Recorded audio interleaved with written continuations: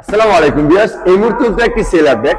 এই ব্যক্তি সেল করিলাম এই বড় ভাইয়ের কাছে। বাইক কোথায় থেকে আসলো, কত টাকা দিয়ে এই ব্যক্তি কিনলো, সেই সম্পর্কে জেনে নিই ভাইয়ের কাছ থেকে।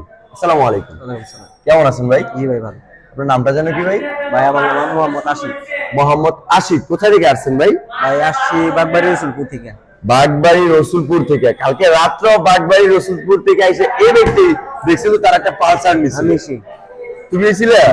ও আচ্ছা, এটা চেঞ্জ করে আবার এটা নিলাম। ও পালসার চেঞ্জ করে এটা নিছেন। ও যাই হোক, রাত্রে তো আমি একটা হচ্ছে সেল আপডেট দিয়েছিলাম, ঠিক না, আপনাকে নিয়ে।